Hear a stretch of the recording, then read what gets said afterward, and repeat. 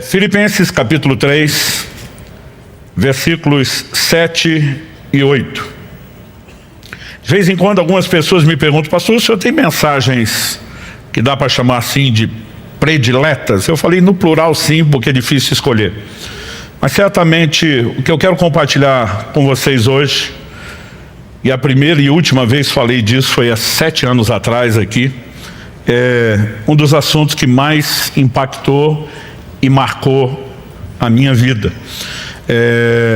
Isso me levou depois a compartilhar essa mensagem no formato de um livro, que até hoje é o maior best-seller, é o nosso livro mais divulgado, que é o livro Até Que Nada Mais Importe. Já passamos de 500 mil de exemplares distribuídos, e eu senti muito forte de Deus, de mexer nesse assunto 7 anos depois. Eu quero que você me acompanhe em Filipenses 3, versos 7 e 8, que diz assim: mas o que para mim era lucro, isso considerei perda por causa de Cristo. Na verdade, considero tudo como perda, por causa da sublimidade do conhecimento de Cristo Jesus, meu Senhor. Por causa dele perdi todas as coisas e as considero como lixo para ganhar a Cristo. Pai, nós oramos pedindo a Tua graça, ação poderosa do Teu Espírito Santo.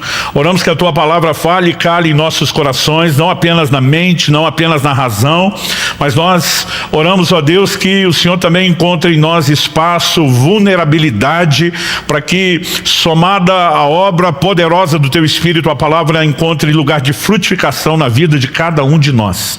Desde já te agradecemos por tudo o que o Senhor fará e declaramos nossa total confiança e dependência do Senhor e da liderança do Espírito da verdade nesse momento. Nós oramos em nome de Jesus. Amém. Bom, eu queria começar com um pano de fundo, falando de como Deus me conduziu esse texto e me fez entender o que eu quero compartilhar. No dia 31 de dezembro de 2007, último dia do ano, a gente acordou em clima de férias lá em casa, já mais tarde, o almoço acabou saindo também mais tarde, e porque não havia compromissos, a não ser nossa preocupação era só o culto da passagem de ano. Eu lembro que não tivemos pressa de levantar da mesa. Kelly e eu, depois do almoço, ficamos conversando. As crianças eram menores, evidentemente, não conseguem ficar na cadeira por muito tempo, mas elas já tinham saído brincar, e Kelly e eu estávamos conversando, e eu lembro do momento em que eu emburrei o prato já vazio de lado, olhei para minha esposa e falei para ela: nos próximos 21 dias, eu não vou comer mais nada. A partir desse momento, essa foi minha última refeição. Nas próximas 3 semanas, eu vou apenas tomar água. Quando eu falei isso, minha esposa fez uma cara de preocupado. Eu nunca tinha feito até então mais do que 14 dias de jejum, e mesmo esse não eram tantos assim. E quando eu falei que ia fazer algo que nunca fiz, minha mulher me olha com cara de preocupação, e a primeira pergunta dela é: Deus te pediu? Eu falei: não, vou fazer porque eu quero. E ela ficou ainda mais preocupada quando eu falei que não foi Deus que me orientou. E eu lembro de ter dito para ela: 2008 será na minha vida o ano da busca. Falei para ela: eu quero buscar a Deus como eu nunca fiz. Eu vou fazer coisas que eu nunca fiz. Vou jejuar como eu nunca jejuei. Eu vou orar como eu nunca orei. Eu vou ler a Bíblia como eu nunca fiz. E de fato, aquele foi um ano onde me dediquei a isso. Eu cheguei a ler naquele ano a Bíblia toda, em um mês, de capa a capa, 2 vezes. Eu realmente comecei a me dedicar em buscar o Senhor como eu nunca tinha feito. E as primeiras 3 semanas do ano foram o jejum, tudo correu muito bem. 3 semanas depois de terminar o jejum, estávamos em meados de fevereiro. Acredito que especificamente tenha sido dia 19 de fevereiro. Era uma terça-feira à noite. Na época não tinha os nomes que passamos a usar, Tadel, depois Alcance Mais, mas era a nossa reunião com líderes. Não chamávamos aquilo de um culto. Normalmente nós tínhamos uma oração, passávamos direto com a palavra ou de alinhamento doutrinário, alinhamento da visão, do coração, e tentávamos terminar a reunião o mais rápido possível, por ser dia de semana e de trabalho.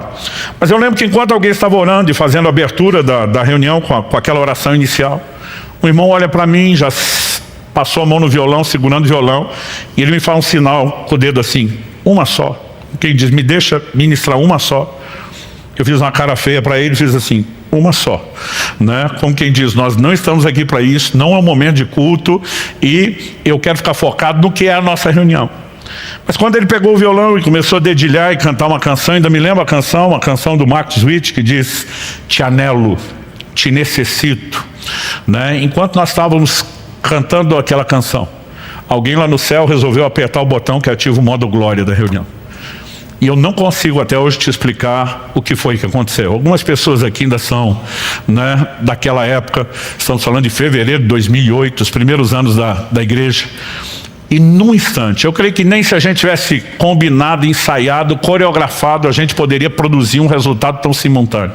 No mesmo instante, todo mundo naquela sala, na época nos reuníamos no prédio da Água Verde, para quem conheceu, né, as reuniões com os líderes, porque eram menores, aconteciam na sala de cima, lá onde depois virou Ministério Infantil. E num instante, de repente, todo mundo começa a chorar, mas não era um choro qualquer, né? Eu olho para a sala e percebo que todo mundo, além de mim, estamos chorando de uma maneira fora do comum, né? Todo mundo começou a ajoelhar, deitar, prostrar no chão, alguns sentaram, mas era um choro muito intenso. E eu estou tentando entender o que está acontecendo, eu estou tentando entender por que eu estou chorando, por que os outros estão chorando, e o meu questionamento é dizer: Espírito Santo, o que é que está acontecendo? O que é que o Senhor está fazendo aqui? De repente o Espírito Santo falou ao meu coração: estou chamando vocês a um lugar de arrependimento profundo. Eu pensei, faz sentido, choro desse jeito, com arrependimento. Mas minha próxima pergunta a Deus é: arrepender do quê? Eu me lembro quando eu era garoto, e algumas vezes meus pais recebiam algum tipo de visita em casa. Na hora de ir embora, existia um protocolo que era quase sempre que seria repetido. As pessoas, na hora de sair, diziam assim: desculpa qualquer coisa.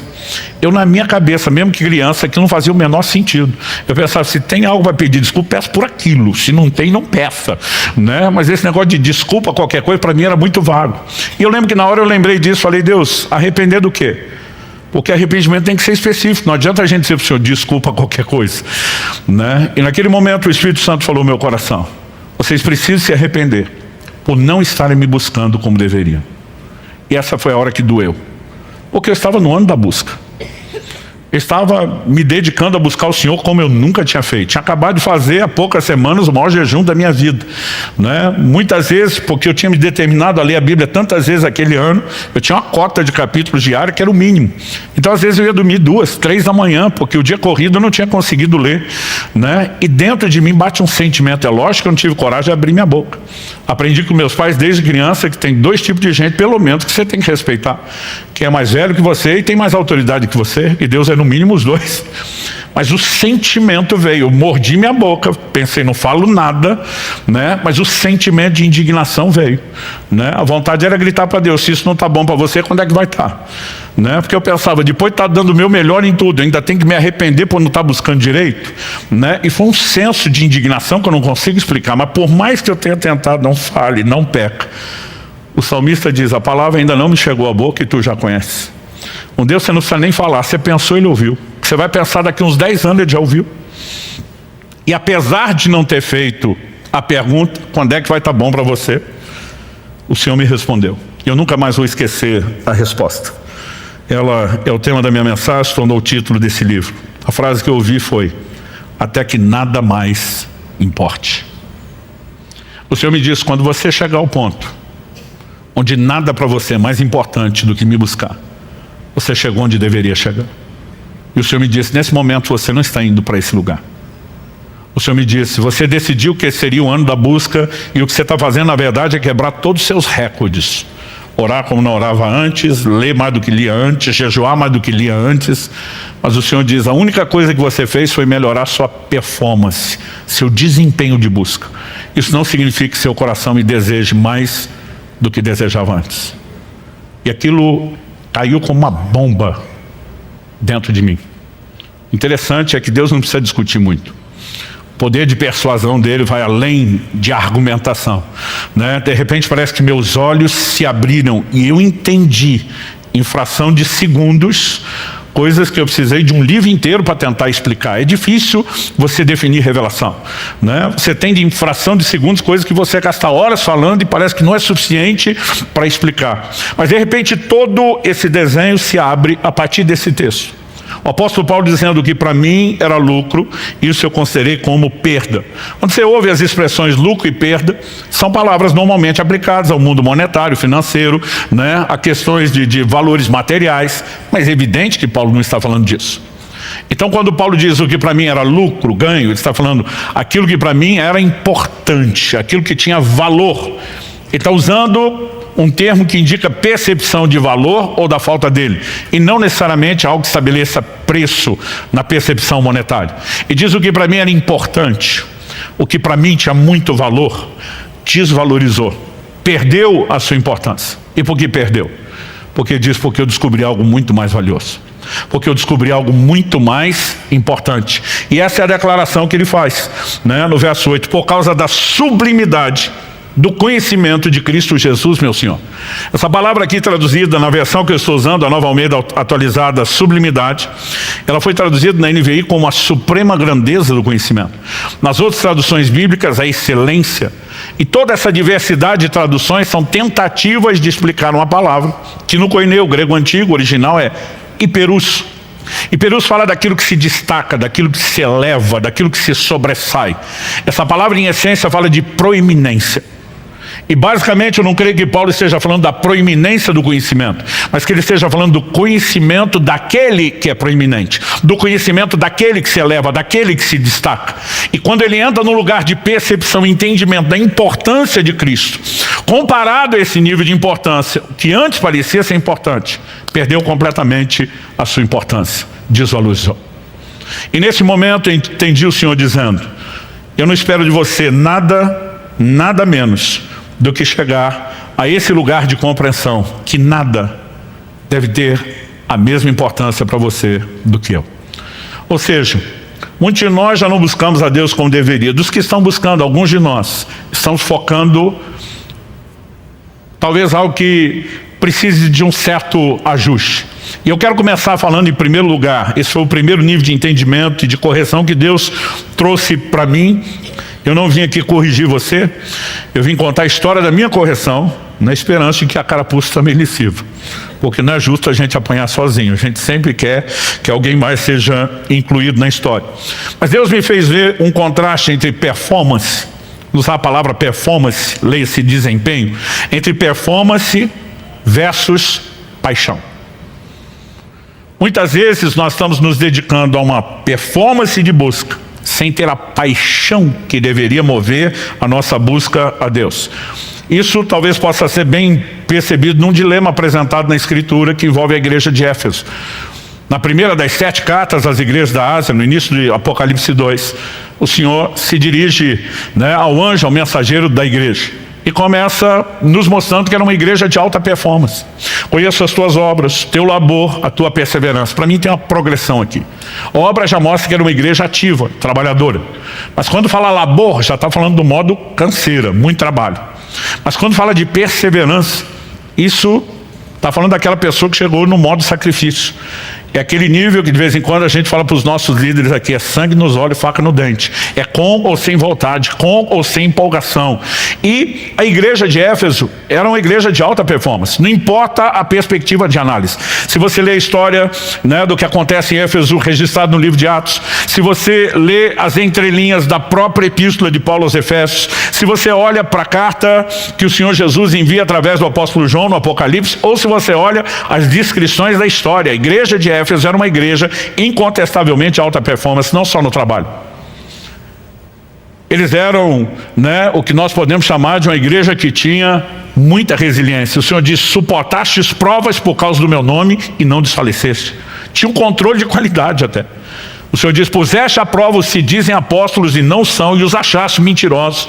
Não há ângulo ou perspectiva que você avalie a igreja de Éfeso que não veja nela alta performance. Mas o Senhor diz, tenho porém contra ti, que abandonaste o teu primeiro amor.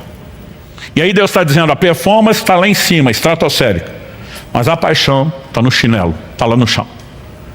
E aqui de repente um desenho começa a se abrir. E o Senhor não fala disso como se fosse uma crise. Eu lembro de uma ocasião que uma pessoa me aborda e diz, pastor, o senhor poderia orar por mim no final de um culto? Eu falei, claro. Pelo que você quer que eu ore? Eu gosto de perguntar pelo que a pessoa quer oração. E ela falou assim, não, eu estou em crise. Eu falei, que tipo de crise? Falou, perdi o primeiro amor. Eu falei, desculpa, então você não está em crise, você está em pecado. E ele me olhou assustado, como assim? Eu falei, o único momento em que Deus toca no assunto, você está falando de perder o primeiro amor e diz, lembra-te de onde caíste, chama de queda. Arrepende-te, está chamando arrependimento. Então nós temos uma lógica muito simples. A definição bíblica de pecado Está lá em 1 de João 3,4. É a transgressão, a desobediência da lei.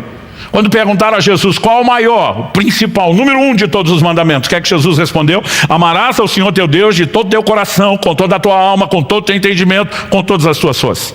Logo, não é apenas amar a Deus que é o mandamento principal, mas é amá-lo com tudo que é em nós, é amá-lo com o que nós podemos chamar de amor total. Se esse é o maior mandamento e eu não estou cumprindo o maior mandamento, é evidente que eu não estou em crise, eu tenho desobediência. E de repente você começa a olhar para essa igreja e está dizendo, eu não quero apenas performance, eu quero que vocês cumpram o mandamento. Agora, é importante a gente entender que o mandamento não deveria ser cumprido apenas com senso de obrigação. Então, por exemplo, deixa eu dar um exemplo que ilustre isso. Há uma ordem na Bíblia para todos os maridos. Cada um aqui que é casado e aqueles que estão almejando isso, saibam que é uma ordem incontestável de Deus. Maridos, amem as vossas esposas. Isso significa que eu sou obrigado a amar minha esposa. Isso também nos faz entender que amor não é apenas um sentimento espontâneo, voluntário, mas é uma decisão. Agora, eu fico pensando, esse ano Kelly e eu vamos completar 30 anos de casado. Se cada manhã que eu acordo do lado dela, eu falasse para ela, eu amo você. E quando ela abrisse um sorriso de satisfação, eu atropelasse ela com a próxima frase. Fazer o quê, né? Deus mandou. Não tem opção. Então estamos aqui para cumprir a obrigação. Eu fico me perguntando se estaríamos casados ou qual seria a qualidade do matrimônio. Pastor, o senhor não é obrigado a amá-la? Sou. E ela não sabe disso? Sabe. Mas ela espera que eu cumpra o mandamento, não com senso de obrigação, e sim com senso de prazer. De vez em quando nas nossas conversas a gente revisita algumas memórias, alguns episódios, coisas que não foram as melhores e tivemos que aprender e crescer com isso, mas coisas que foram muito marcantes. Eu tenho certeza que eu posso dizer isso, que nesses quase 30 anos, um dos momentos assim, existe um score, uma pontuação que o marido tem com a mulher. Para o homem é difícil entender. Você dá um carro para a mulher, vale 1 ponto. Você dá uma flor, vale 1 ponto. Você dá uma bolsa, vale 1 ponto. Né? A gente não entende o sistema de pontuação, mas tem hora que você vê nos olhos da mulher que o score está subindo ou está despencando. Quando nós completamos 10 anos de casados, e nós começamos aos 5 anos de casado, criamos uma convenção entre nós que a comemoração daqueles, a cada 5 anos de casado, tinha que ser algo especial. Que não dá para fazer coisa especial todo ano, mas que a cada 5 anos ia caprichar. A primeira de 5 anos, a gente estava assim, sem muito recurso nem muita fé. Então foi uma coisa bem singela.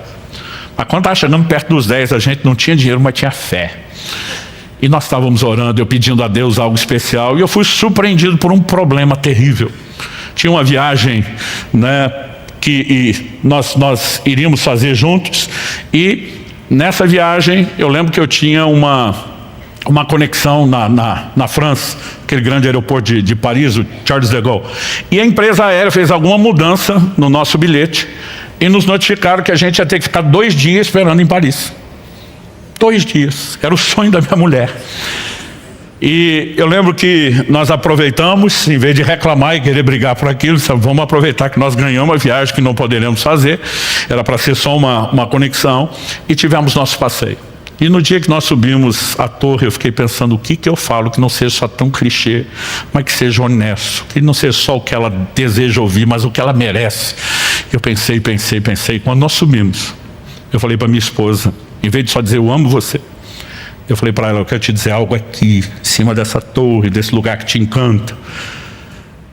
Eu amo amar você. E até hoje eu lembro daqueles barulhinhos de videogame, né?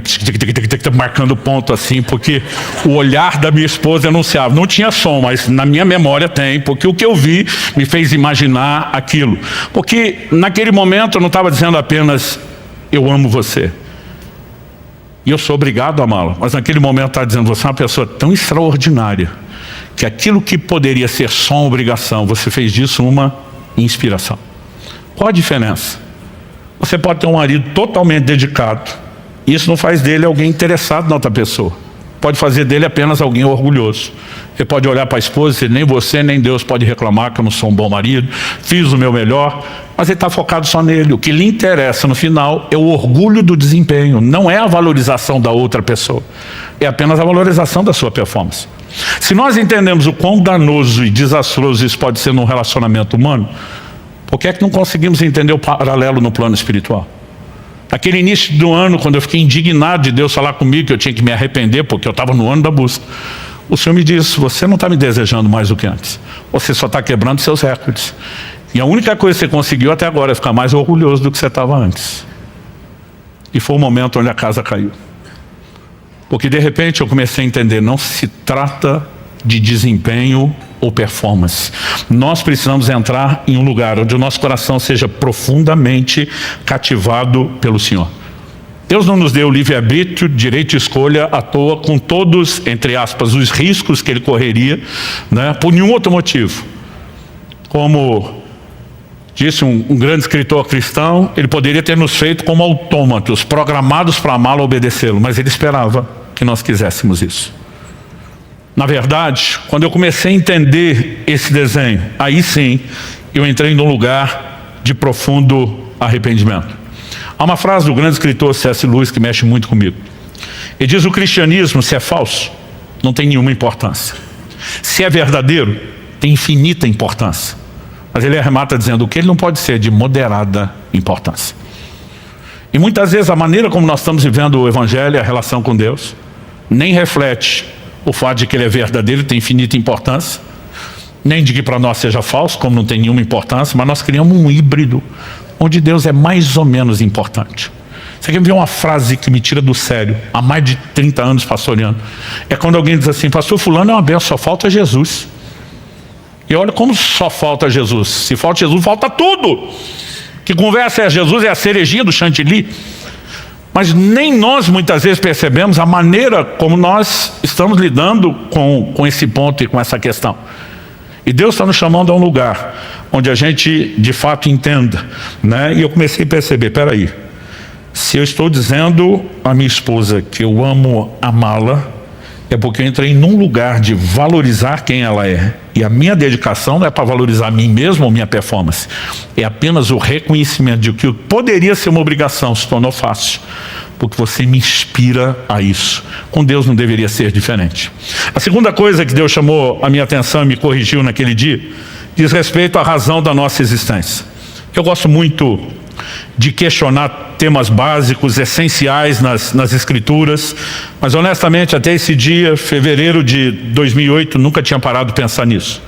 O Espírito Santo me pergunta naquela reunião de líderes: qual a razão da sua existência?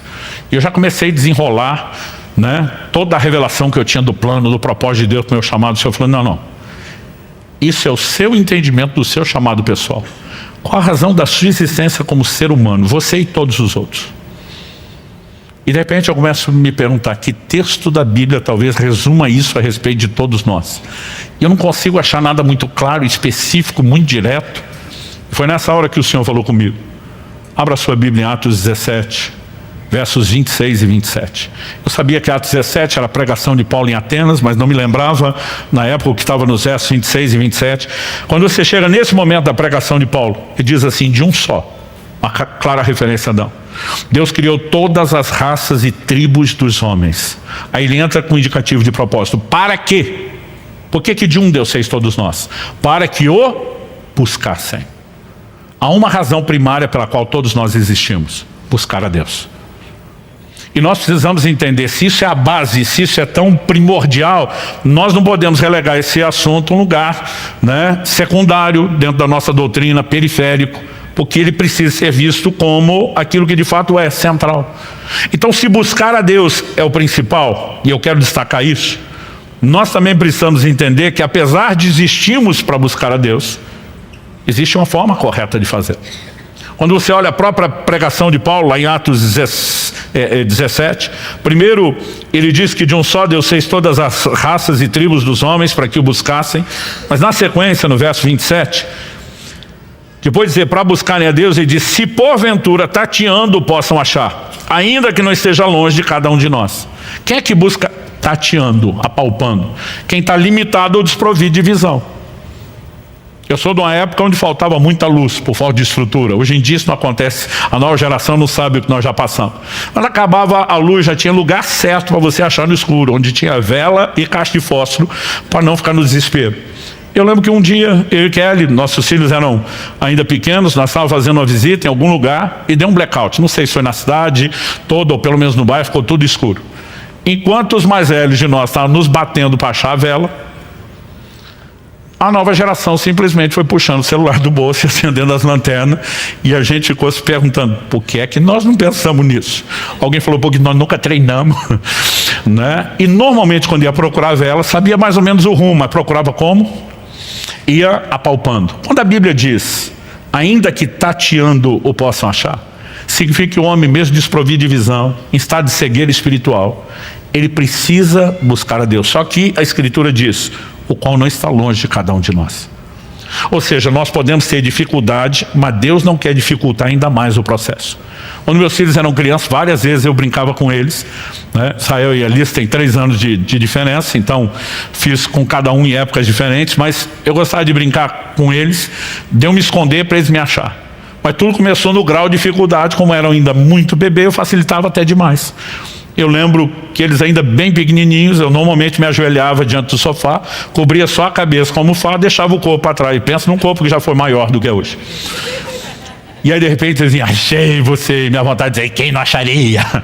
Mas é lógico que eu fazia uma festa, como se fosse aquela coisa extraordinária, né? Depois de um tempo começava a me esconder atrás de uma cortina, que era semi-transparente, então ficava o pé para fora, o volume da barriga, e ainda dava para me ver, e assim, eu achei você, porque a ideia não era dificultar, a ideia da brincadeira era justamente que eles pudessem achar, porque uma única vez que eu tentei me esconder de verdade, acabou a graça da brincadeira, eles desistiram de me procurar, eu quase dormi escondido onde estava e não valeu a pena.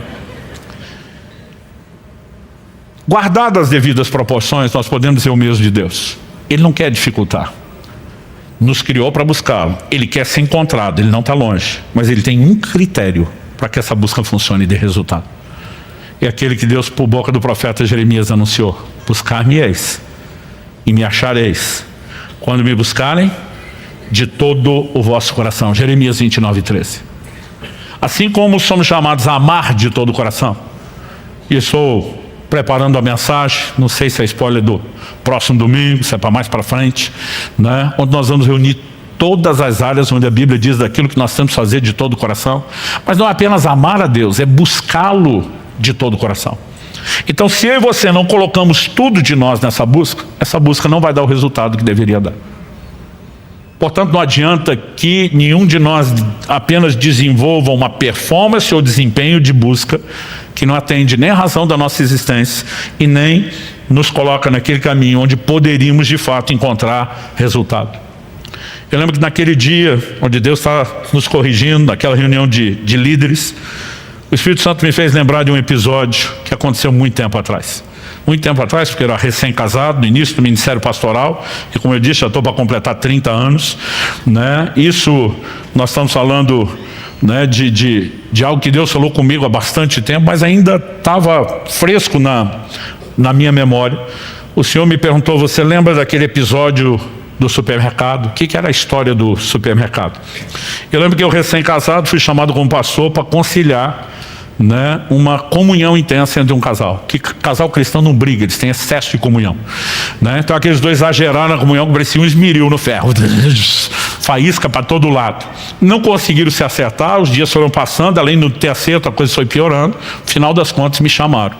E eu vou com o coração apertado, pensando que sou recém-casado, não tenho experiência. O casal tinha perto ou para completar de 20 anos de casado. Eu lembro que na minha cabeça na época eu pensava, é muito tempo, se nem eles se entendem depois desse tempo, como é que eu, recém-casado, vou ajudar? Eu cheguei todo temeroso, pedindo que Deus me ajudasse, mas quando entrei eu lembro que já meio na brincadeira, eu, o que é que está pegando? E o marido tomou a dianteira e falou assim, pastor, mandei ele chamar porque essa mulher é uma louca. E eu pensei, a coisa realmente não está boa. Tentei brincar, falei, ó, Jó chamou a mulher de louca, mas tinha razão, vamos ver se você tem razão. Estabeleci as regras, enquanto você fala, ela fica quieta, quando ela falar, você fica quieto, não vale dedo no olho, não vale cotovelado, nem mordido. Coloquei todas as regras, né? E esse cara falou, pastor, nesses quase 20 anos de casado, o senhor não tem noção de o tanto que essa mulher me pediu para ir no supermercado com ela. Ele olha para mim com uma cara de pavor indescritível e diz, eu odeio o supermercado. E ainda tentei consolá-lo, falei, irmão, não está sozinho, o sindicato é grande. né? Até porque algumas irmãs não ajudam, né? O homem já não gosta de ir no supermercado, ela quer que ele vá junto para ter a DR, a relação lá num lugar público com caras e bocas, e a coisa não fica realmente fácil, né? E outras mulheres acreditam que os homens sabem onde estão as coisas do supermercado. Elas precisam entender que quando nós vamos procurar, as coisas se escondem, né? Não é fácil de achá-las. Enfim, eu estou tentando ser empático com ele, mas ele falou, bom, o ponto da história não é esse. É que, semana passada, 5 dias atrás, resolvi agradar essa mulher. E eu me ofereci para ir com ela no supermercado. Não foi ela que pediu. E quando eu volto, essa louca me olha para mim e diz, eu nunca mais quero que você vá comigo no supermercado. Ela não sabe o que quer. Quando ele falou isso, a mulher está o tempo todo com a mãozinha erguida, dedinho erguido, tipo, esperando minha vez, mas ela respeitou as regras. Eu falei, terminou? Ele falou, terminei. Eu falei, pode falar, irmã. Ela falou assim, pastor, eu nunca quis que ele fosse comigo no supermercado. Gente, quando ela falou isso, ele surtou. Eu às vezes ia endemoniou, mas não é bom falar isso para crente. Porque bravo ele já estava, então eu fiquei pensando o que era o próximo nível, para onde foi. Mas ele enlouqueceu. Eu estou falando que é louco, eu tenho testemunha. Começou a chamar os filhos para depor no tribunal. Eu falei, calma. Eu interrompi ele e falei, enquanto você falava, ela não te interrompeu. Agora é a vez dela, ela vai falar, você não vai interromper.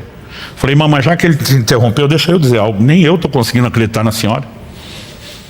Eu falei, a senhora pode até não ser essas donas que quer discutir a relação no mercado, mas dizer que nunca quis, nem uma vezinha que ele fosse. Me ajuda a entender isso. Ela olhou para mim e falou, pastor, o que eu queria não é que ele fosse. O que eu queria é que ele quisesse ir. E foi tão profundo que ela falou que eu levei uns minutos para entender. Eu falei, como é que é? Falou, o que eu queria não é que ele fosse no supermercado, é que ele quisesse. Olha só repetiu, não explicou. Falou, ok, pastor. Então deixa eu te explicar. Ele de fato se ofereceu e foi comigo no supermercado. O senhor tinha que ver a cara dele enquanto estava lá. O senhor tinha que ver a linguagem corporal, olhando para o relógio. Evidente que ele não queria estar lá. Eu fiquei pensando, esse homem deve ter aprontado algo tão terrível, mas tão terrível, que ele decidiu se dar uma autopunição. O que é o pior castigo que eu mereço depois do que eu fiz? Ir com a minha mulher no supermercado. Eu falei, agora, se ele precisa de uma autopunição, eu tenho que aguentar aquela cara feia junto comigo? Eu falei, pastor, eu não queria que ele fosse, eu queria que ele quisesse ir. Então, meu argumento para ele é o seguinte, se não consegue ir com um cara feliz, não vá nunca mais. Eu olhei para ele e falei, velho, desculpa, mas ela tem razão. E Deus me fez lembrar daquela história, disse, você lembra daquela história? Eu falei, lembro. E o Senhor falou, pois é, o que eu queria não é que você me buscasse, é que você quisesse me buscar. E de repente, parece que a coisa realmente fez sentido. Deus não espera apenas que a gente cumpra a obrigação, mas que a gente entre num lugar de intencionalidade, movido por um senso de prazer no cumprimento daquilo que também acaba sendo uma obrigação, tanto amá-lo como buscá-lo de todo o coração. Quem está entendendo, diga amém. John Wesley diz que não se admita no coração outro desejo ou propósito, cujo objeto supremo não seja ele. E de repente Deus me levou a um lugar de compreensão, e isso eu posso lhe garantir, foi uma das coisas mais marcantes e revolucionárias, principalmente pelo contexto do entendimento dos outros princípios. O Senhor falou comigo naquele dia, você tem pregado ao longo dos anos que o pecado é o grande inimigo de vocês. E de fato o pecado é o inimigo.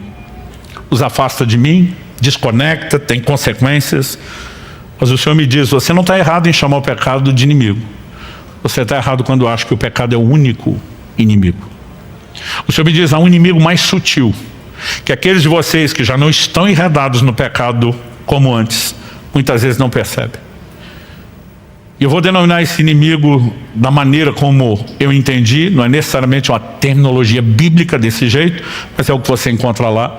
Eu vou denominar isso de distração, ou distrações. O Senhor Jesus, no Evangelho de Lucas, lá no capítulo 14, a Bíblia nos mostra que ele estava numa casa, ele foi convidado, para uma refeição.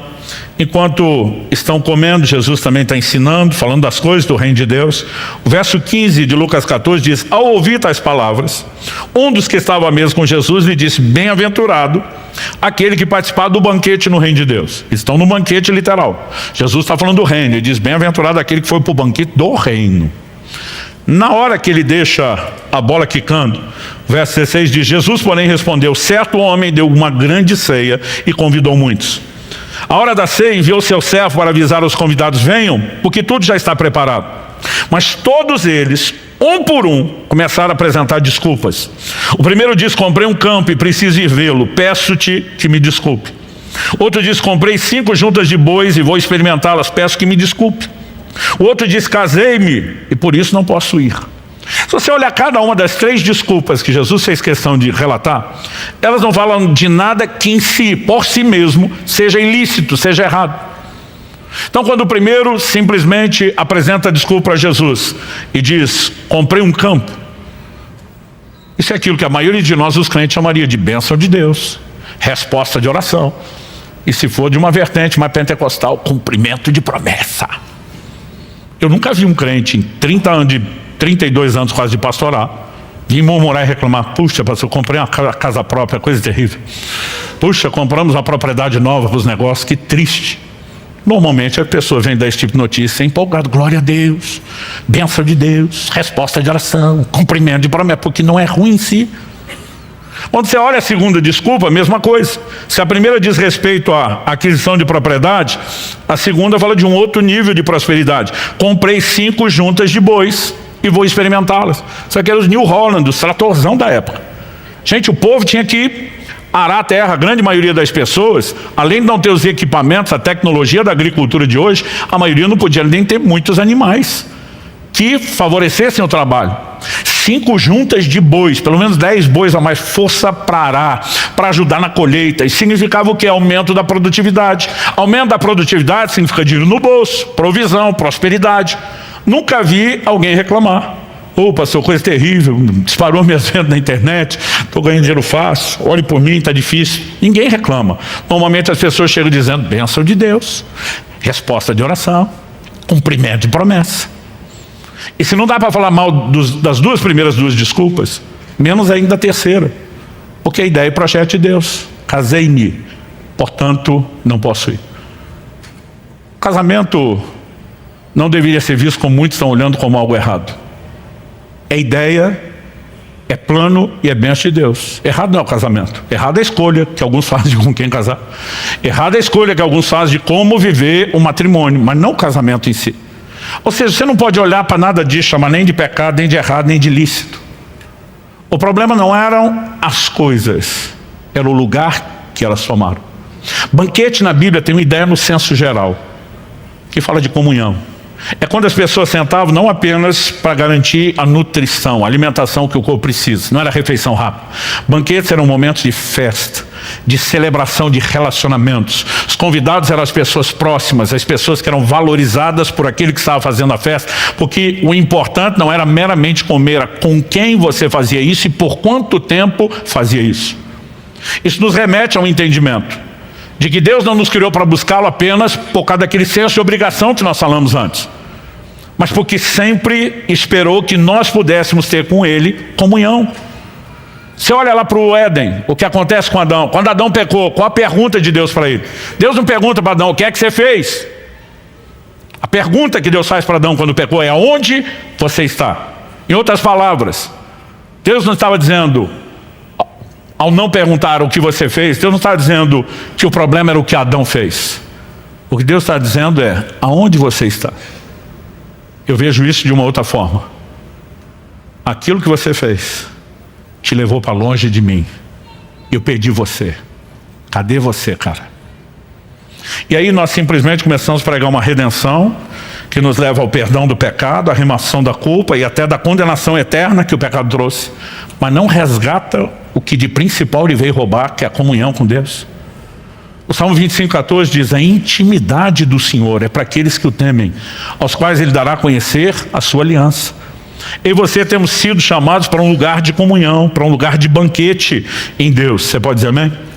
Agora, muitas vezes nós temos nos deixado distrair por coisas que elas não são erradas, elas não são ilícitas em si mesmas, mas quando coisas lícitas ocupam um lugar de importância que não deveriam, a ponto de concorrer com o lugar de Deus, aquilo que não é errado em si se tornou errado pelo lugar que ele passou a ocupar nas nossas vidas.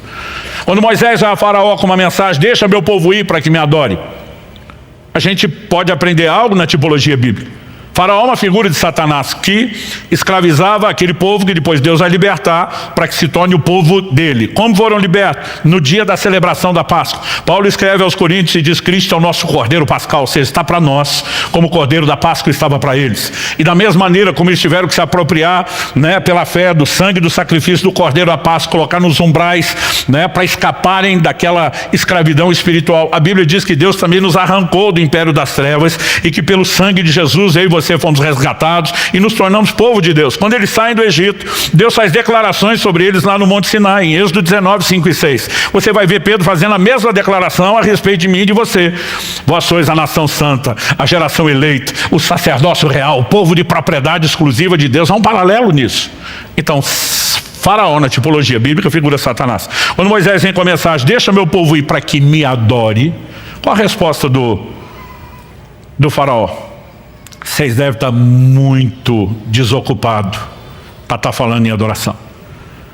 A primeira reação de Faraó: vamos encher o povo de trabalho para que eles não tenham tempo de pensar em adoração. Uma das estratégias mais antigas: vamos encher de distração para que eles não lembrem de por que eles existem e o que é principal para que eles cumpram. É impressionante, gente, numa época onde a nossa vida deveria ser tranquila como nunca. Porque quanto mais a tecnologia, o conhecimento avança, nós temos facilidades que nunca tivemos. Gente, o tempo que o povo levava antigamente só para buscar água e que hoje a gente tem encanada, a gente faz ideia do quanto tempo ganhou, né? Aquilo que eram viagens longas, difíceis, né? Você olha hoje as facilidades que nós temos. Não estou falando só da época de Jesus, gente. Você volta lá no século XVIII, vamos falar de John Wesley. O cara viajava para pregar o evangelho do mesmo jeito que Jesus e Paulo, a pé, a cavalo, dentro de navio, né? Tudo era lento, era um processo, um desafio. Eu às vezes, né, já fiz isso muitas vezes, estou no sábado pregando no norte, no nordeste do Brasil e tenho tempo para voltar tranquilo para as nossas reuniões de domingo, por causa, né, da facilidade do transporte. Em tudo o que nós avançamos era para a gente ter tempo sobrando. Mas quanto mais facilidades nós temos, mais coisa a gente arruma para fazer. Aliás, nós somos a geração campeã de entretenimento. Nunca se gastou tanto tempo em entretenimento como nós gastamos. Porque a questão não é o que vai tomar atenção. O importante é que eles não tenham tempo para pensar naquilo que deveriam fazer. Distrações. Pensa em uma estratégia que continua sendo usada, porque eu acredito que o diabo também deve ter a versão dele do ditado: do time que está ganhando não mexe. Está dando resultado, para que mudar a estratégia? E naquele dia Deus me chamou fortemente a atenção para um episódio bem conhecido, mas que eu nunca tinha enxergado essas verdades nesse episódio. Se você puder me acompanhar em Lucas capítulo 10, a partir do verso 38. A Bíblia diz: quando eles seguiam viagem,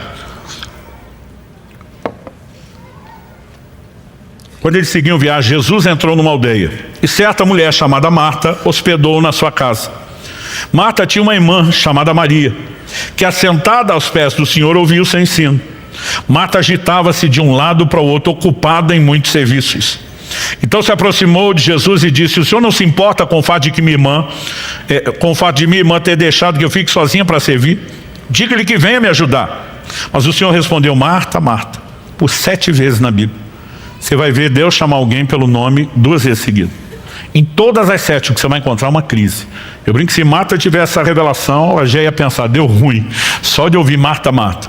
Marta, Marta, você anda inquieta e se preocupa com muitas coisas, mas apenas uma é necessária. Maria escolheu a boa parte, e essa não lhe será tirada. Quando nós olhamos para esse texto, em primeiro lugar, nós temos uma dinâmica de relação familiar que é muito semelhante ao que nós temos até hoje. Eu lembro de uma ocasião que Kelly e eu fomos fazer uma visita a um casal da igreja, e eu lembro que na hora de ir embora eu falei para ele, enquanto ele me acompanhava até o carro, que era um gabinete, um aconselhamento com você ainda essa semana. Ele falou: claro, pastor, por quê? Eu falei: nós vamos conversar sobre como está o seu casamento. Ele: Deus te revelou? Eu falei: nem precisou. Eu falei: nós chamamos isso de linguagem corporal. Às vezes o comportamento das pessoas já expõe. Eu falei: teve uma hora que você e sua esposa sumiram, deixaram nós sozinhos na sala. Eu estava doido para um copo d'água, vocês não voltavam e nem perceberam o tempo que levaram. Eu resolvi ir até a cozinha buscar o copo d'água. Quando chego lá, vocês dois estão discutindo, nem me viram. Estava tão intensa a discussão que eles não me viram. O pior, tinha um garoto de uns 7 anos no meio, e o o pai falava para o garoto, menino, diz para sua mãe, a mãe está na frente dele. Mas quando fala como se o outro não está presente, é porque o negócio está azedo no último nível. Aí a mulher respondia, menino, diz para o seu pai. A criatura nem dizia nada, porque os dois estão se ouvindo. Mas o importante era fingir que não estava falando com o outro. Quando Marta chega para Jesus, na frente de Maria, e diz para minha irmã me ajudar. Gente, o negócio já está azedo. Não é difícil perceber isso. Eu imagino que enquanto Jesus está ensinando, Marta deve ter passado por trás e chamado Maria várias vezes. Imagino Maria tirando a cara para o lado, assobiando, daqui não sai, daqui ninguém me tira. E Marta vai pedir ajuda de Jesus, acreditando de todo o coração que Jesus vai ficar do lado dela e apoiá-la. Ela não esperava levar esse invertido. E aí Jesus diz para ela, uma só coisa é necessária. Outras versões traduzem isso como poucas coisas são necessárias. Mas a maioria diz, uma só coisa é necessária. Como dizia a geração de meus pais, nunca entendi porquê, no frigir dos ovos, no final das contas, só tem uma coisa que realmente importa. Qual é a coisa que realmente importa? Aquela pela qual eu e você existimos, que é a razão da nossa existência, buscar Deus. Mas Jesus, em outras palavras, está dizendo para Marta, sua irmã escolheu a boa parte, o que realmente importa, está sentada aos meus pés, me dando atenção, ouvindo, recebendo a minha palavra. Você acha mesmo que eu vou ficar do seu lado e tirá-la daqui? Agora, se Marta soubesse que eu ouvi isso, tinha pedido ajuda a Jesus, é claro que não. Porque na cabeça de Marta, ela está bem intencionada. Eu não sei como você receberia Jesus na sua casa.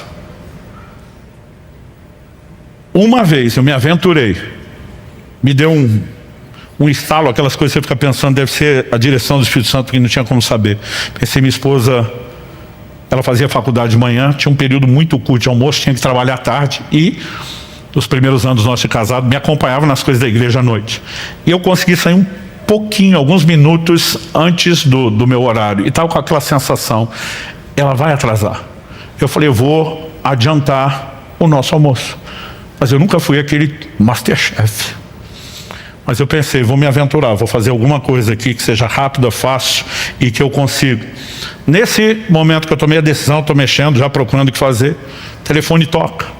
Finado telefone fixo, vocês lembram dele, que já existiu?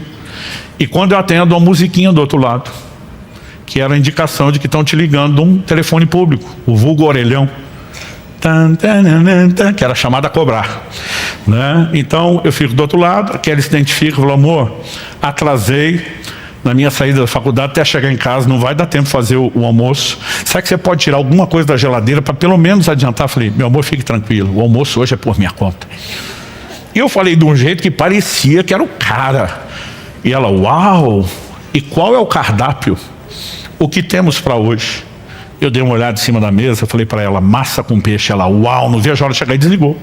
Não deu tempo de explicar que massa com peixe era um miojo com a lata de sardinha que estava ali. E quando ela desligou, não tinha como ligar de volta, porque não sabia de onde ligou, não tinha celular, né? Os mais novos não conseguem entender como era a nossa vida sem celular, mas acredite, a gente já viveu sem isso. Mas não tinha mais como comunicar, agora é esperar chegar. Mas eu percebi que a expectativa dela estava lá em cima. E eu pensei, vai dar ruim esse negócio.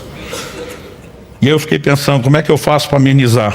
Aí eu vi que tinha um resto de mussarela, peguei, cobri o macarrão depois de feito e temperado, dei uma derretidinha no queijo no forno, peguei um ketchup, fiz um coração, escrevi Kelly, te amo. Aí eu lembro que ela chegou toda curiosa, ela olhou,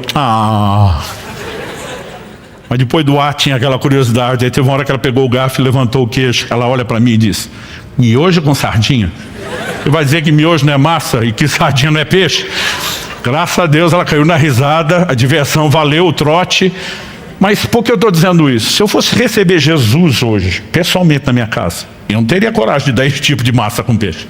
Você fica imaginando, gente, receber Jesus tem que fazer o melhor. Se você pensar, a motivação de Marta não é ruim. E outra, Jesus não vinha sozinho, gente, tinha uma tropa com ele. Vamos falar sério.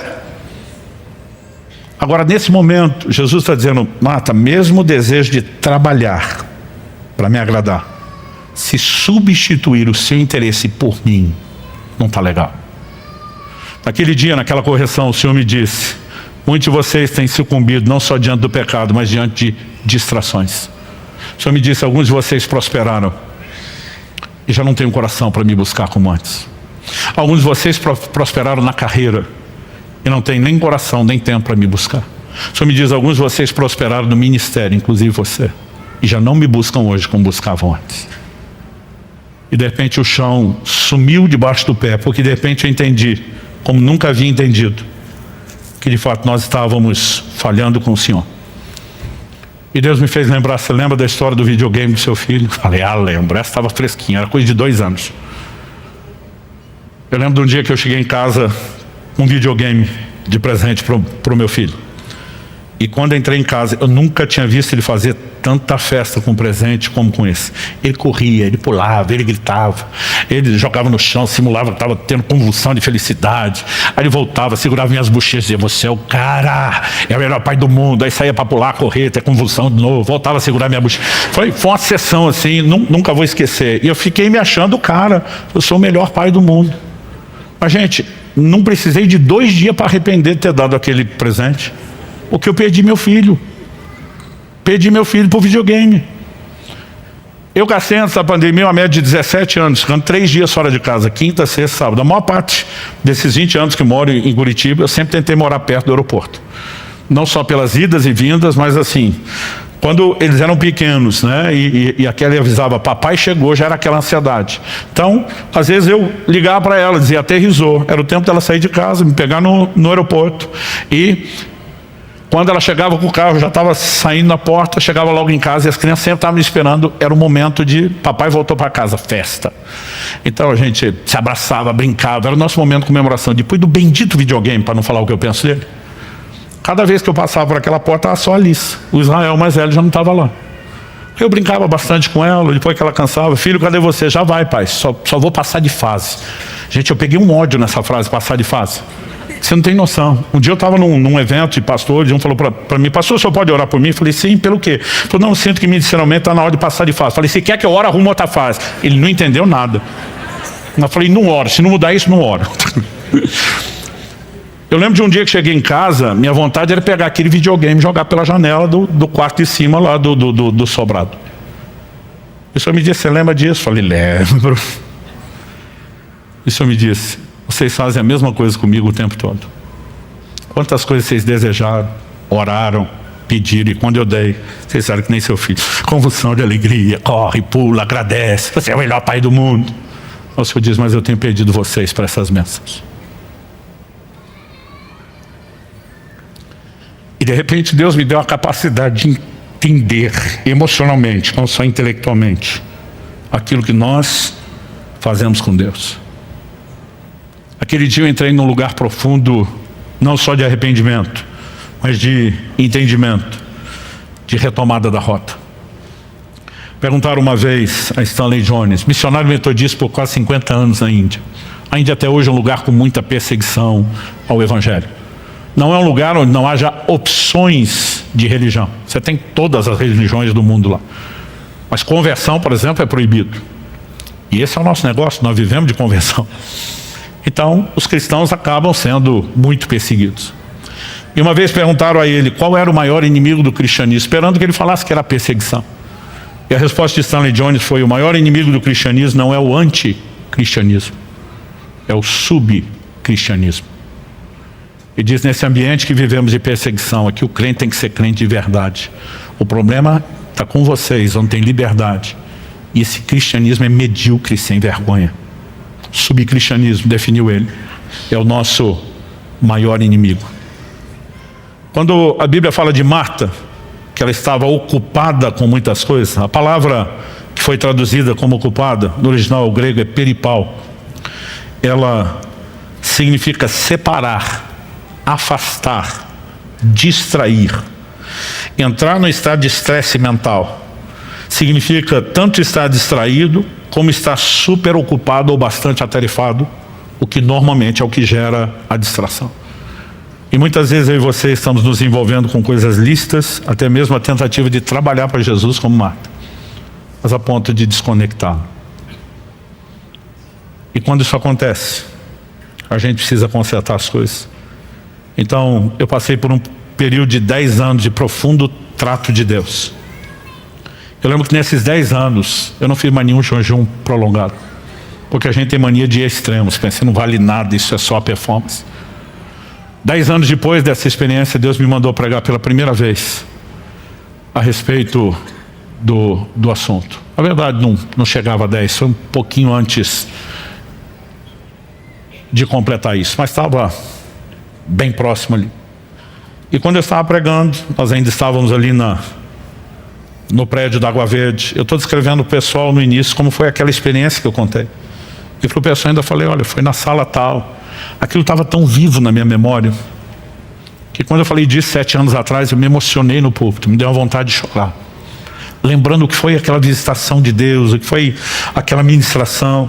E dentro do meu coração, enquanto pregava e contando a história, eu falei para Deus, Senhor, muito obrigado por aquele dia. Quando eu falei isso, não esperava. O Espírito Santo falou comigo no púlpito, no meio da pregação. O que gerou aquela experiência foi o jejum. E eu levei um susto. Falei, achei que não tinha valido nada o jejum. O Senhor me disse, não. Eu falei que a sua motivação estava errada. E que você precisava ajustá-lo, não que ele não teve efeito. Foi naquele momento, em cima daquele púlpito, que eu soube que Deus estava me chamando pela primeira vez para um jejum de 40 dias. Mas dessa vez o que entendi foi Ele me dizendo, vem com motivação correta. Venha para me colocar à frente das coisas mais importantes, inclusive o alimento da sua subsistência. E quando as pessoas me falam, pastor, parece que o senhor ficou meio fanático nesse negócio. Eu digo, é porque vocês não entendem o que ele representa. Se há algo que tem sido a base de toda a construção de Deus para aquilo que nós começamos a praticar e falar depois sobre o jejum, foi entender a importância de chegar a um lugar onde nada concorra com ele, onde nada, absolutamente nada, seja tão importante quanto ele, onde nada se compare com o lugar dele. E é para esse lugar que Deus está chamando a mim e a você. E a minha oração é que você consiga entender e mensurar isso não só na sua mente, não só na razão, mas que o Espírito Santo consiga ir naquele lugar mais profundo do coração, encontrar em mim e você um lugar de resposta. Vamos ficar em pé para parecer que está acabando.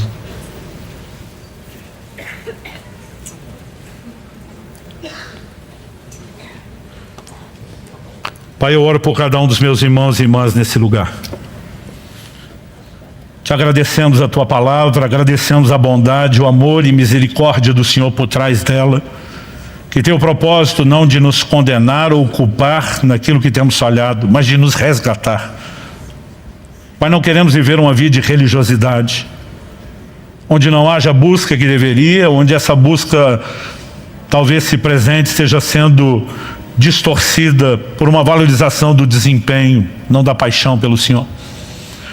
Oramos pela capacidade de entender a razão da nossa existência, que é não te buscar apenas por cumprimento de obrigação, mas para alcançar o propósito, comunhão, viver intimidade e relacionamento com o Senhor.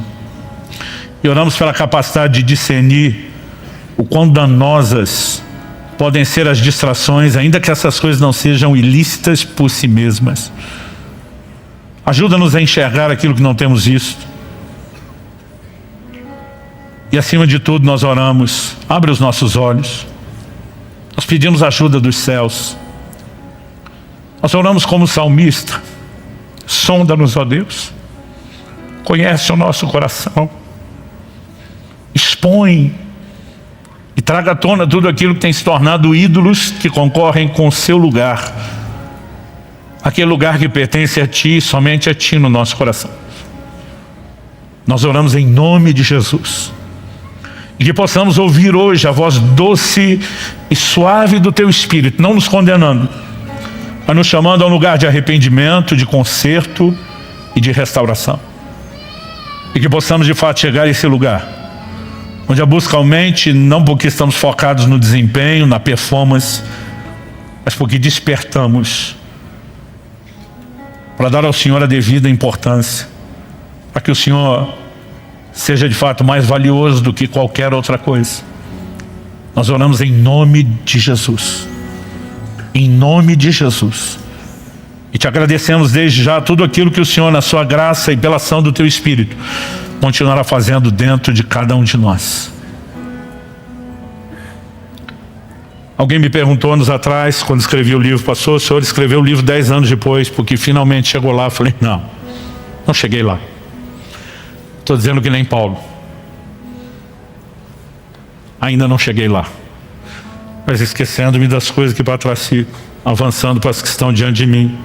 Eu tomei a decisão, eu quero estar cada vez mais distante de onde eu estava, cada vez mais perto de onde deveria.